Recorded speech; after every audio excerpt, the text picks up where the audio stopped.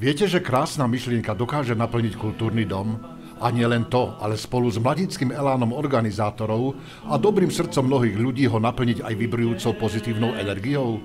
Našli sme také miesto v Kežmarku na benefičnom koncerte na podporu zdravotne postihnutých ľudí a nemohli sme tam s kamerou chýbať. Som zistil, že sú tu mladí šikovní ľudia, ktorých som oslovil o spoluprácu, tak boli nadšení a som rád, že sa tento benefičný koncert Spojíme srdcia pre zdravie mohol práve skutočniť tu v Kežmarku. Verím tomu, že tých ľudí tú myšlienku spájania srdc príde podporiť čo najviac. A veru prišlo. Tesne pred začiatkom bola sála plná pozitívne naladených ľudí. Veľa prezradili ich úsmevy a pohoda. Veď chceli prísť a prišli, pretože chceli podporiť dobrú myšlienku a pomôcť zmysluplnej veci aj finančne. Aby čo najviac ľudí so zdravotným postihnutím, či sú to mladé deti, mládež, dospelí, aby sa mohli zúčastniť rekondično-rehabilitačných pobytov v rôznych kúpeľných zariadeniach. Doteraz boli všetky finančné prostriedky, či formou výťažku z benefičných koncertov, alebo sponzorských darov, alebo akýchkoľvek darov od dobrých ľudí. Tak všetko išlo na tie rekondično-rehabilitačné pobyty a týchto rekondično-rehabilitačných pobytov sa zúčastnilo 400 pre 400 detí, mládeží a dospelých. Máme detský folklórny súbor a už v Lani sme sa zúčastnili na takéto akcii v Ružbachoch a teda malo to úspech, tak aj tento rok sme to podporili. Sa vyzberujú nejaké peniaze pre chorých, aby mohli mať lepší život. Taktiež pekne, myslím si, že každý občan prispieje svojim dobrovoľným príspevkom, čo je fakt pekné. Rada prispiejem ľuďom, ktorí to potrebujú. Ako vidíme, mladí sociálni demokrati v Kežmarku výzvu pomôcť zdravotne postihnutým okamžite prijali za svoju a s láskou všetko pripravili. Túto akciu sme vlastne organizovali na základe toho, že chceme pomôcť aj ostatným, pretože nie každý v živote má to šťastie a je zdravý. Takto by sme chceli vlastne spojiť aj srdcia pre tých ostatných a aby sa to šírilo ďalej. Každopádne táto akcia dnes nie je posledná. Ja som veľmi rád prišiel, veľmi radi sme na to prispeli a budem rád, ak sa táto myšlienka ujme aj ďalej a budeme takéto akcie robiť po celom Slovensku, lebo takýchto akcií nikdy nie je dosť. Skôr ako si plná sála mohla vychutnávať kultúrny program, aj zdravotne postihnutí sa poďakovali tým, ktorí na nich nezabúdajú a podávajú im pomocnú ruku na rôznych úrovniach v rámci kraja, miest i konkrétnych inštitúcií.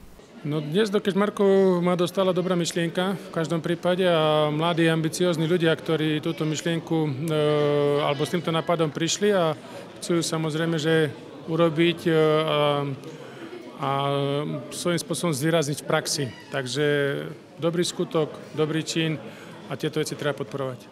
Vďaka mladým ľuďom v Kežmarku, ako ste hovorili, sa podarilo zorganizovať túto charitatívnu akciu, kde komplet celý výťažok z tejto akcie plus sponzorské dary budú venované týmto telesným postihnutom ľuďom, aby sa im aspoň z časti uľahčil život.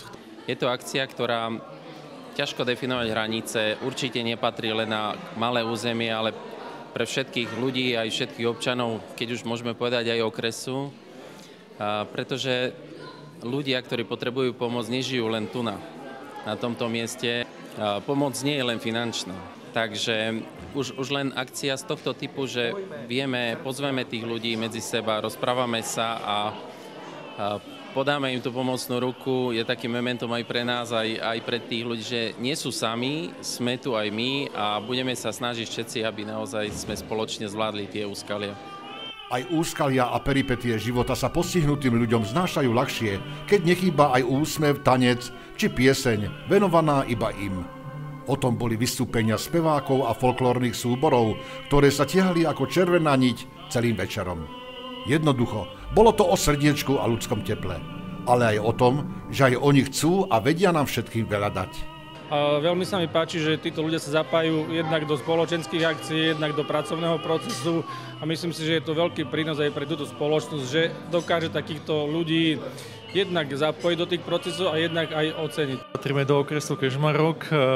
Určite nikdy nie je dosť podporovať aktivity, ako je táto dnešná, táto benefičná aktivita. Na jednej strane prezentujeme umenie, prezentujeme kultúru potatranského regiónu, na druhej strane spájame aj humanné myšlienky spolu do jedného celku.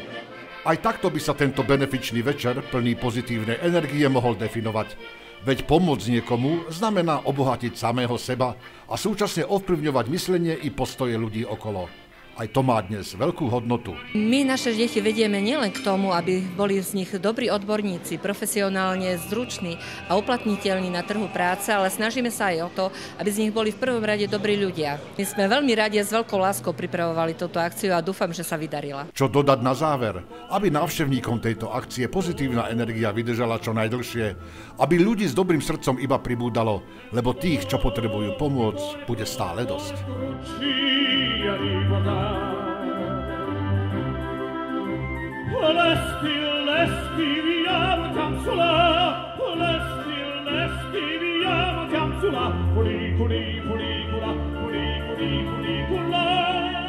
Ďakujem a veľká vďaka patrí všetkým tým, lebo nebyť ich pomoci, tých dobrých ľudí s tým veľkým srdcom, tak také akcie by sme nemohli robiť. Nie len tieto akcie, ale akékoľvek akcie, lebo bez cudzej pomoci sa to nedá. Takže ešte raz za to im patrí veľká vďaka.